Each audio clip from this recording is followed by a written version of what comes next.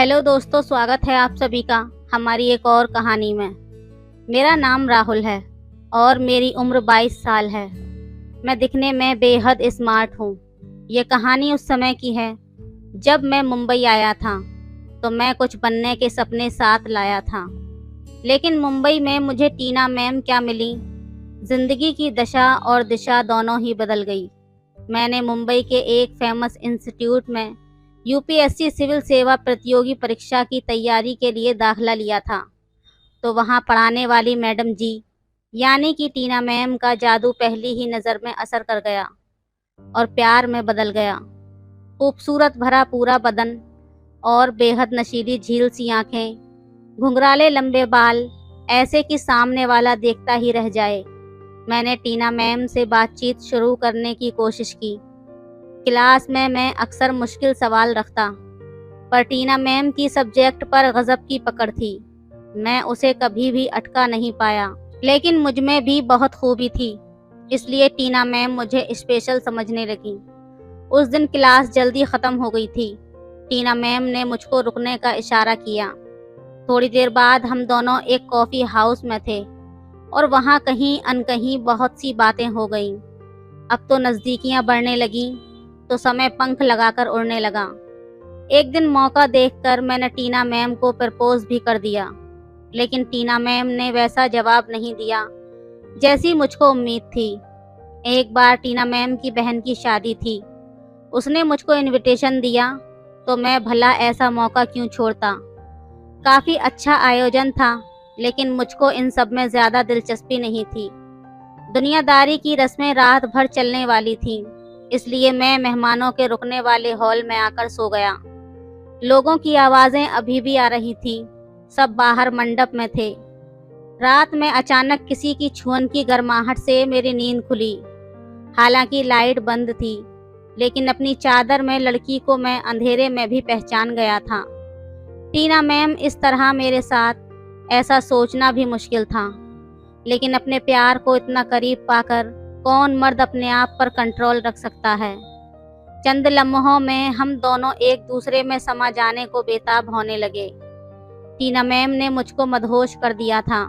अपने करीब टीना मैम को पाकर मुझे जैसे स्वर्ग मिल गया। हम दोनों एक दूसरे में समा गए।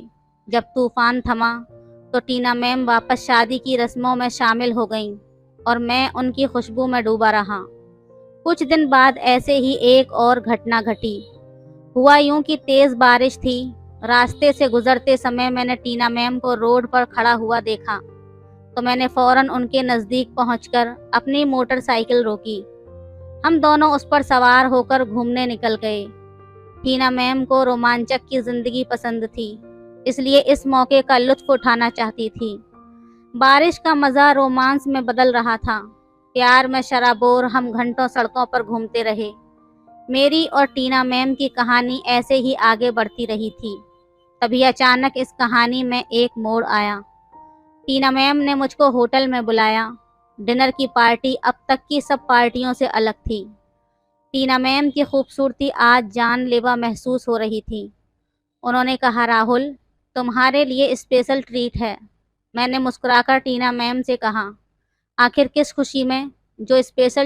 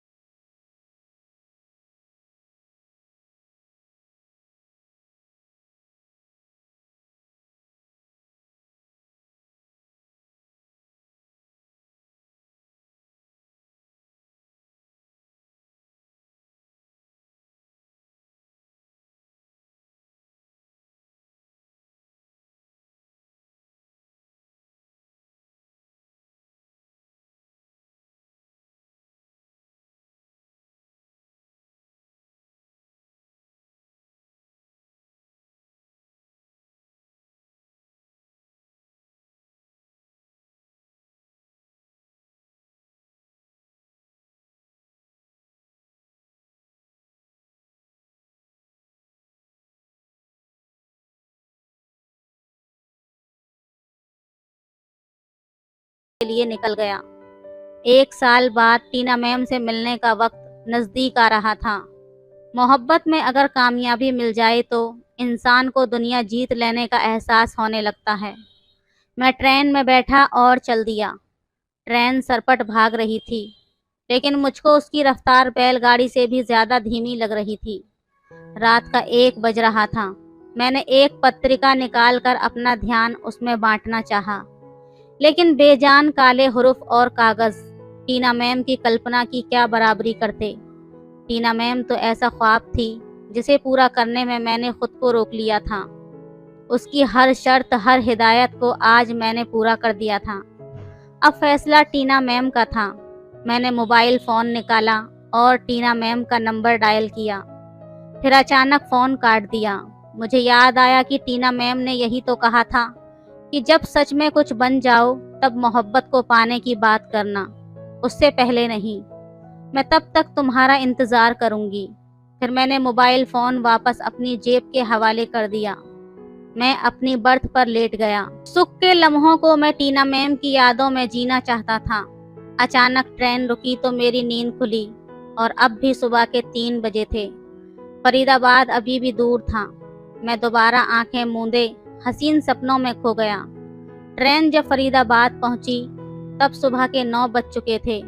मैंने टीना मैम को फ़ोन मिलाया, लेकिन फ़ोन किसी अनजान ने उठाया था। वो नंबर टीना मैम का नहीं था। उसका नंबर अब बदल चुका था। दूसरे दिन मैं मालूम करता हुआ टीना मैम के कॉलेज पहुंचा। लाल गुलाब और टीना मैम के लिए गिफ्ट से भरे बैग मेरे हाथों में लगे थे। वैसे भी मुझको टीना मैम को उपहार देने में बड़ा सुकून मिलता था।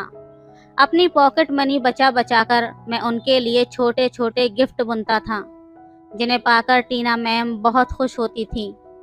खुशी से लबरेज मैं उनके कॉलेज गया। टीना मैम के रूम में पहुंचा तो मुझको देखकर वो उछल पड़ी। मिठाई का डब्बा आगे करके मैंने उन्हें खुशखबरी सुनाई थी। टीना मैम ने एक टुकड़ा मुंह में रखा और मुझको शुभकामनाएं दी। मुझ में भी सब्र कहाँ था।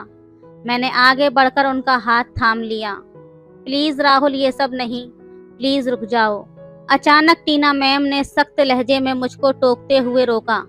निराश होकर मैंने पूछा, लेकिन यार अब तो मैंने अपना वादा पूरा कर दिया है, अब हम दोनों शादी करेंगे। मुस्कुराते हुए टीना मैम बोली, सॉरी राहुल, प्लीज़, मेरी सगाई हो चुकी है, अब ये सब बातें तुम भूल जाओ। क्या मतलब भूल जाऊं? मैं उन्हें घूरते हुए बोला। वो कहने लगी, मुझे तुम्हें भूलना होगा। वो सब तो मजाक की बातें थीं। 1 साल पहले कही गई बातें क्या अब इतने दिन बाद? तुम्हें तो मुझसे भी अच्छी लड़कियां मिलेंगी, मुस्कुराते हुए टीना मैम ने कहा। मैं उल्टे पैर लौट पड़ा। लाल गुलाब मेरे कदमों के नीचे कुचल रहे थे। मजाक की बातें शायद 1 साल में ख़त्म हो जाती हैं, मायने खो देती हैं। मैं समझाने की लाख कोशिश करने लगा, लेकिन वो नहीं मानी। फिर मैं वापस अपने घर की ओर चल पड़ा। लेकिन दोस्तों कहते हैं ना कि सच्चा प्यार किसी न किसी बहाने से आपको रोक लेता है। फिर टीना मैम ने मुझे पीछे से इशारा किया और बोली, रुको, मुझे थोड़ा वक्त चाहिए। मैंने टीना मैम को कहा, तुम्हारे पास आज रात तक का वक्त है, तुम मुझे बता देना। उसके बाद मैं वहीं पर एक कमरा लेकर रहने लगा। फिर अगले सुबह टीना मैम मेरे उस कमरे पर आईं और उसने अंदर आते ही मुझे अपने गले लगा लिया। उसके बाद टीना मैम ने मुझे बताया कि मेरी मंगनी तो हो चुकी है, लेकिन फिर भी मैं तुमसे प्यार करती हूँ। मेरे माँ बाप तुमसे शादी के लिए नहीं मानेंगे, क्योंकि तुम उम्र में मुझसे छोटे हो। इसलिए हम दोनों के पास एक ही रास्ता है, मैं तुम्हारे साथ भागकर शादी कर लूँगी। उसके बाद मैं भी प्यार में मजबूर था, मुझे भी भागकर शादी करनी पड़ी और मैं और टीना मैम ने भागकर शादी कर ली और अब हम दोनों खुशी खुशी अपना जीवन बिता रहे हैं। तो दोस्तों, ये थी आज की कहानी आपको कैसी लगी हमें कमेंट करके ज़रूर बताएं। वीडियो अच्छी लगे तो लाइक करें, शेयर करें, सब्सक्राइब करें। धन्यवाद। सब्सक्राइब करें।